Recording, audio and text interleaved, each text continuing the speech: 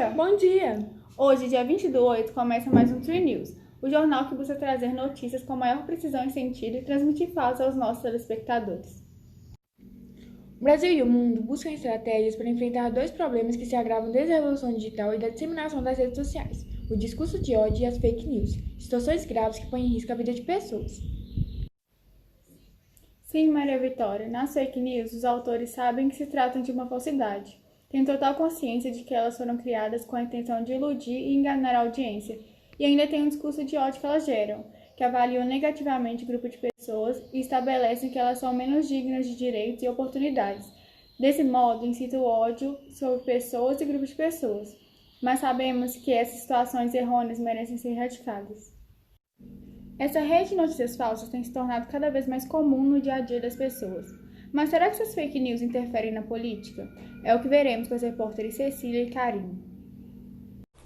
Bom dia, pessoal! Bom, vocês devem estar acostumados a receber várias mensagens no telefone, sem ler totalmente ou parcialmente, né? E repassar para vários tipos de pessoas sem verificar se está correta a informação, não é mesmo? Então, fiquem atentos, vocês podem estar ajudando a propagar uma fake news. A expressão é de origem inglesa e significa notícia falsa. Existem diversas formas de ajudar a propagar uma fake news, desde postagens simples em nossas redes sociais até empresas especializadas na criação dessas notícias. Os objetivos também variam e pode ter a intenção de apenas viralizar informações ou até mesmo disseminar o ódio contra pessoas, instituições, empresas e governos, entre outros. As empresas especializadas estão presentes na Deep Web, uma parte mais restrita e oculta ao grande público, pois não aparece nos motores de busca. A internet possibilita que as informações se espalhem numa velocidade cada vez mais rápida, e as redes sociais aceleram cada vez mais esse processo. O período das eleições tem levantado o debate sobre o perigo da divulgação de fake news. Ultimamente criou-se uma espécie de guerra entre os candidatos no processo eleitoral para derrubar os candidatos adversários com a divulgação de notícias falsas na internet, tendo em vista que são criadas em maior escala na esfera política. Nas eleições passadas, foi utilizado deliberadamente por vários candidatos, inclusive pelo atual presidente da República, Jair Messias Bolsonaro, segundo denúncias da época. Foi praticamente a institucionalização das fake news como estratégia de marketing político. Durante uma comissão parlamentar realizada em 2019, que tinha como tema fake news, Walter Capanema, coordenador-geral do curso de Extensão em Direito Eletrônico da Escola de Magistratura do Rio de Janeiro, definiu fake news como a desinformação com a intenção de prejudicar alguém. Afirmou também que as pessoas vivem na internet e que a rede mundial é a praça do debate político e das informações. Assim, a internet se tornou uma espécie de manancial para a divulgação das fake news. Capanema sugeriu uma pena maior para quem divulga esse tipo de informação na internet, como forma de combater a rápida propagação de notícias falsas. A CPI foi criada com o objetivo de investigar ataques cibernéticos que atentam contra a democracia e o debate público. A comissão também tinha como objetivo a investigação da criação de perfis falsos para adulterar a eleição de 2018 e a prática de cyberbullying sobre usuários mais vulneráveis da rede de computadores, bem como os agentes públicos. O aliciamento e a orientação de crianças para o cometimento de crimes de ódio e suicídio também foram um objetivo da investigação da CPI. Meu nome é Cecília Lordeiro e passo agora minha fala para Karine Fernandes. Obrigada, Cecília. No dia 30 de junho de 2020, o Senado aprovou base do projeto que cria a Lei Brasileira de Liberdade, Responsabilidade e Transparência na Internet, também chamada de Lei de Combate às Fake News. A proposta estabelece normas e mecanismos para redes sociais e serviços de mensagem privada, por exemplo, o WhatsApp, com a promessa de combater abusos, manipulações, perfil falso e disseminação de notícias falsas na web. O texto foi aprovado com 44 votos favoráveis e 32 contrários. Conforme a proposta, a Lei das Fake News busca a aplicação de um programa de boas práticas a partir de medidas adequadas e proporcionais no combate ao comportamento inautêntico e na transparência sobre conteúdos pagos. Para tanto, em seu artigo 3º, o texto estabelece que devem ser protegidos princípios como a liberdade de expressão e de imprensa. o respeito à formação de preferências políticas e de uma visão de mundo pessoal do usuário, a garantia da confiabilidade e da integridade de sistemas informacionais e a proteção dos consumidores. A medida de responsabilidade é que as redes sociais e serviços de mensageria privada devem vedar o funcionamento de contas inautênticas e de contas automatizadas não identificadas, ou seja, cuja automatização é desconhecida por provedores e usuários, além de definir que conteúdos patrocinados devem ser identificados para todos os usuários. Desde que ele foi apresentado no Senado em maio, o projeto teve várias versões e tem a tendência que ele volte a ser alterado na Câmara. Neste caso, depois de aprovado, ele retorna ao Senado antes de seguir para o veto de Bolsonaro. O projeto prevê a criação de um mecanismo de autorregulação regulada, que veio da emenda apresentada pelo senador Anastasia, que é do PSD, Minas Gerais, e é inspirada na legislação alemã de 2017. Então é isso, muito obrigada.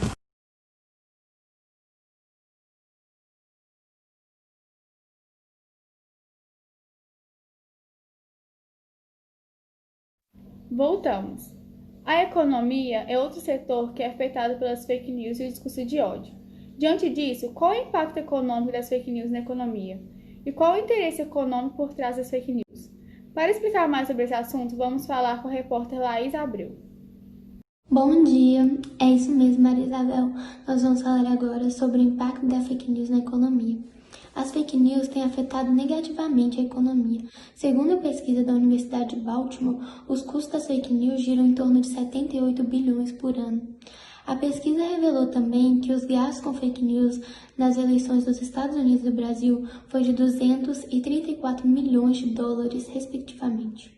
As notícias falsas geralmente geram mais engajamento que as notícias reais. Segundo o estudo do site BuzzFeed, 20 notícias falsas sobre a eleição americana com maior engajamento no Facebook nos 3 meses que antecederam a votação geraram mais engajamento, que foi de 8,7 milhões, do que as notícias reais, que gerou 7,3 milhões. Tivemos também a notícia criada pelo governo Jair Bolsonaro, que foi saúde versus economia.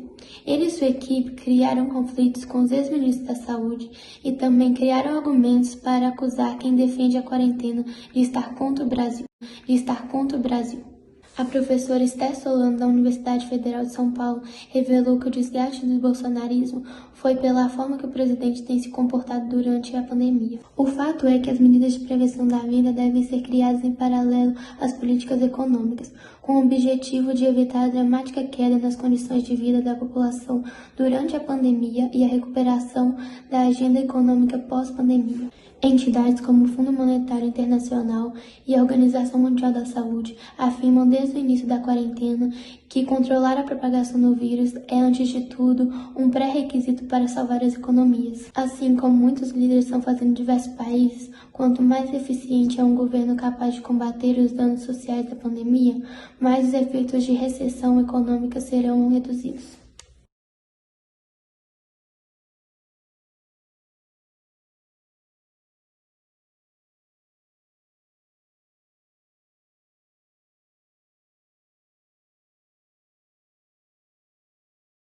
Voltamos. Vamos ficar agora com a repórter Ingrid Alves, que irá relatar uma tragédia ocasionada por uma notícia falsa.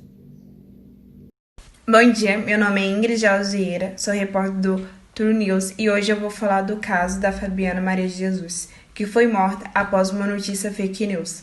O caso aconteceu em 3 de maio de 2014, no Guarujá, que fica no litoral de São Paulo. Fabiana Maria de Jesus tinha por volta de 30 anos de idade. Tinha 2 filhas, era casada aos 18 anos com seu marido chamado Jailton.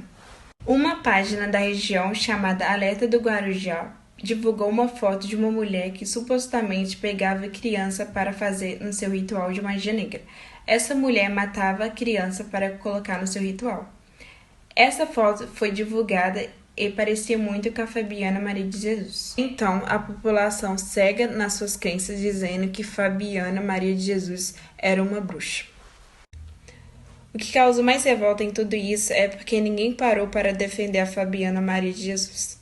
E ela ficou 2 dias internada no hospital e acabou não resistindo aos seus ferimentos. O linchamento coletivo aconteceu 3 de maio de 2014, onde Fabiana foi agredida de todas as formas possíveis, tanto física quanto verbal. A notícia real ocorreu em Anádia, Agreste de Alagoas, deste ano. A vítima desse caso foi Ana Luísa Caetano da Silva, atacada momentos depois de jogar ácido no bebê e na sua mãe. É muito trágico e triste o que uma notícia falsa e mal intencionada pode gerar. As fake news são responsabilidade de todos. Os veículos de comunicação precisam estancar a produção de notícias falsas. As redes sociais e outras empresas precisam detectar formas de inibir a propagação dessas notícias em grande escala. Os órgãos públicos precisam fiscalizar e punir os responsáveis pelas fake news. E os usuários precisam ter senso crítico para identificar as fake news que chegam até eles e contestá-las. A gente termina aqui, logo mais será o Jornal da Globo. Um bom dia e até a próxima. Obrigada pela audiência, até amanhã.